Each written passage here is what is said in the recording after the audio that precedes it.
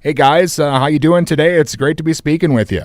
Good. How are you, pretty Dustin? good. I'm Dr. John Cafiero. Demento And Yeah, let's talk about your new album, Dr. Demento Covered in Punk. What are the listeners in for with the new album? Yeah.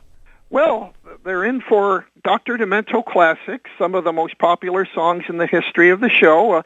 Fish Heads is here, Dead Puppies is here, a Frank Zappa hit or two, and each one is done, or just about each one is done by a different artist, and many of them are from the area known as punk rock, very broadly defined, and some of them are from other areas too, like William Shatner and Weird Al Yankovic, for instance. And each one takes his or her or their own approach to the song. Some of these people really know these songs well, like, for instance, the Dead Milkmen. I've played their music on the show a number of times, and I got to meet them once, and they confirmed that they always listened to the Dr. Demento Show in the bus when they were touring. So they come naturally to the Groucho Marx classic Lydia the Tattooed Lady, which was their choice. And we have the Misfits doing The Cockroach That Ate Cincinnati. This project was conceived by John Cafiero, who is, among other things, the manager of the Misfits and runs their record company. So that was wonderful to have, they being certainly one of the very outstanding punk groups going today and for decades before that. So and they do a great job with The Cockroach That Ate Cincinnati. In fact, I love everything on this album. And Uncle Floyd, who is quite an institution in the New York City area, used to run a very popular kiddie TV show, and he does the closing theme and also is entrusted with shaving cream. And way back when shaving cream first had its revival of popularity in mid-1970s, Uncle Floyd would accompany me on all my New York gigs. So he's very well accustomed to that wonderful song. And so each one has its own story behind it, and on the record you'll hear me tell some of those stories, because we laid it out. This was John Cafiero's idea to do it this way. It's laid out pretty much like a real Dr. Demento show, like the ones I still do on online radio every week. So you'll hear me give the introductions and the outros and little interesting facts about all these songs and all these artists. Excellent. Yeah, I love that it's laid out like one of your radio shows. And, as you mentioned, you really got a who's who of people on. I was really impressed by the lineup that was on the new album here. It's basically just about everyone you could think of. Yeah. Oh, thank you. Yeah, John Cafiero put this whole thing together and assembled the roster of artists, and in conjunction with each of the artists, they'd pick a song, and then John would run it by me, and I was sometimes surprised, but always delighted by the songs and the artists that were chosen and how they all came out. Well, and John, I know you work with a lot of people, the Ramones and the Misfits, so I like how the album, it doesn't lean too far in either direction. I mean, it's Dr. Demento, of course, but, it's got that perfect mix of punk rock in there. It all works well. Oh, thank you very much.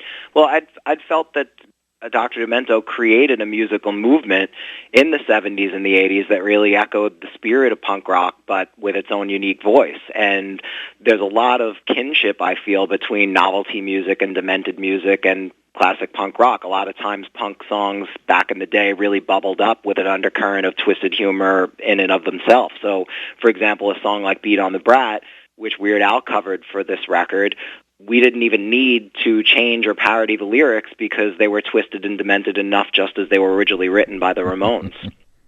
I played the Ramones version when it was new, and I still get to it every so often, though, of course, now we have Weird Al's wonderful version to play, but that is the most upbeat tune certainly ever written about child abuse. And I tell a little bit of the story of how it came about. This is also the first time that Al has ever recorded a straight rock song without necessarily parodying it. That's absolutely right, yes. Yeah, it's definitely something that, not only Weird Al fans will want to pick up. I love that Shonen Knife, one of my favorites, is on there, and they're doing a Weird Al song. I thought that was a great mashup. Oh, I'm glad you like that. Yeah, Shonen Knife was, they were not entirely familiar with Dr. Demento, but of course, if you know Weird Al, you know Dr. Demento, because had it not been for Dr. Demento, there'd be no Weird Al. But Shonen Knife was very familiar with Weird Al and immediately loved the idea, and being that they're foodies and they have a lot of songs about food, Eat It was a perfect choice for them, and they gravitated to that immediately.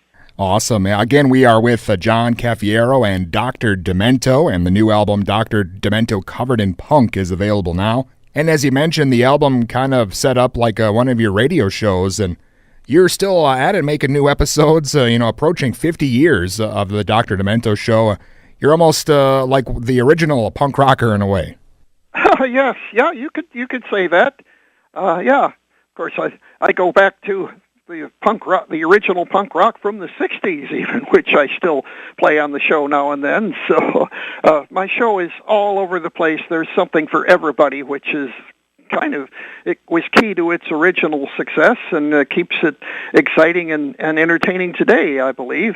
And so you can hear it every week at drdemento.com, plus you can hear thousands of old shows in our online archive. Well, I know you've got a pretty extensive record collection. When it comes to putting your shows together these days, with the internet and YouTube, it's probably a lot easier to find new artists, but is it maybe harder to kind of dig through all the not-so-good stuff to find the stuff you want to play? Well, I've been digging now for almost 50 years, as you pointed out, so I kind of know where some of the nuggets are buried, and but it's still fun to look for others. Some of the people who listen to the show are pretty avid collectors themselves, and now and then they'll find something or point out something that I hadn't gotten to, so that's always fun. I'm discovering as I go along, thanks to the listeners as well as my own digging. Yeah, I've got to say that I really was pleasantly surprised when I rediscovered Dr. Demento's show several years back, but probably somewhere in the ballpark of maybe 2010, 2012, somewhere around there. I was really pleasantly surprised to see that in addition to all the classic stuff, there's still great new demented music filtering through his program over there, and it's fun to hear that it's still going on, because when I was a kid in the 80s, it was the greatest thing in the world, and it kind of seemed like at some point people started to do less of it, but it's still out there. It's just a matter of looking for it, and thankfully we have Dr. Demento to bring it to us. Well, that's true. Of course, Weird Al had his first #1 album, his most recent album, so he's still going strong. He's touring again this year, 2018, so there's still certainly, he's still got the energy and still got the inventiveness and the talent, and people are still coming to see him and buying his stuff. And there are many other less well-known artists who are carrying on the tradition too and doing excellent stuff in their own way. There's an online thing called the Funny Music Project, the FUMP, THEFUMP.com, and they have new funny songs, brand new ones. That's all they do every week online, and you can hear them for free. So, or hear a larger selection for a small charge, but you can hear the newest ones for free. And of course, I bring you new stuff as well as old. I like to mix them up together. People always like the oldies. Still play Fish Heads and Dead Puppies, though not every week. They still get on, and I like to really mix them up, so there's something for everybody. And then this album has kind of a feeling for that. There's even some there that your grandmother are going to like.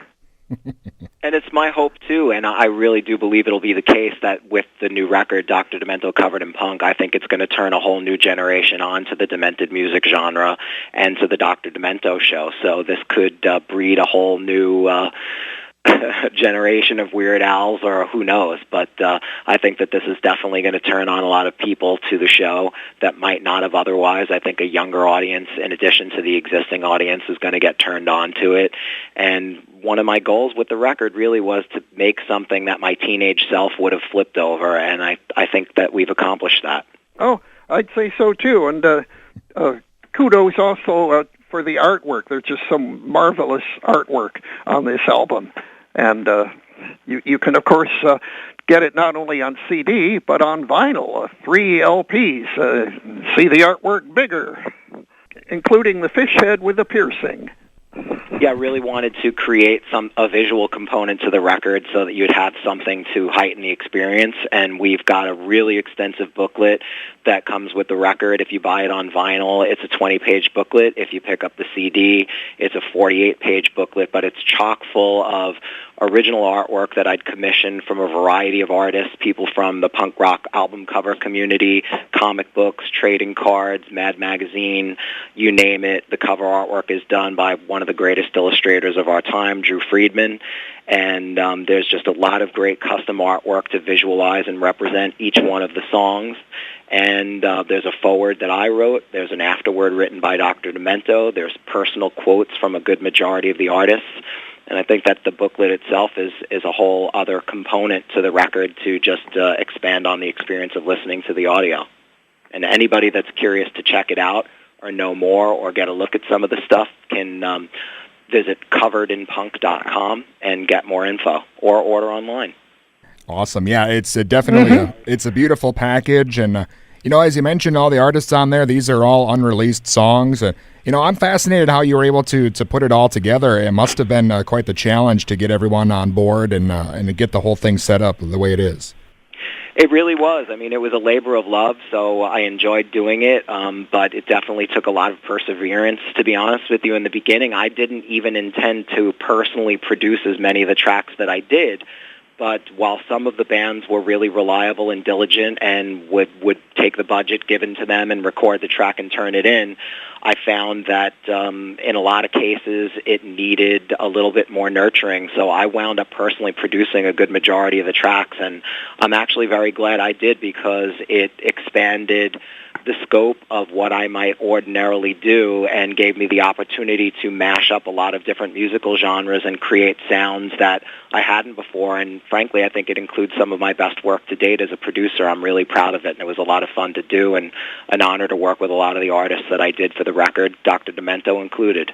Not to mention all the time that John spent on the phone getting permission for some of these tracks. He really had to do some detective work on some of them. Yeah, the legal clearances were quite the undertaking, and that was a whole other component to it. In addition to handling all of the creative, I handled all of the business and the clearances as well. And again, giving everything a personal touch always pays off in the end, but some of the legal clearances were just absolutely grueling. But I did make it through, and everything was taken care of to the letter of the law. Awesome. Yeah, I'm definitely excited for the listeners to check out Dr. Demento Covered in Punk. I know it's just out now, and I also read maybe there's a documentary in the works. I'm looking forward to that as well. How is that coming along? Well, we've got 80 hours of footage. It's on hold right now. It's a long story, but we've got some wonderful footage, and sure hope to get it done sometime before too much time. I'm confident that that's something that'll be resurfacing in the not-too-distant future. We're working on it. Awesome. Well, and I know the album just out. Is there anything else maybe coming up, Dr. Demento? Any new projects or anything else you want to maybe start to get to work on? Well, we want to get that movie finished. Outside of that, there's just a show every week. That's always a new thing.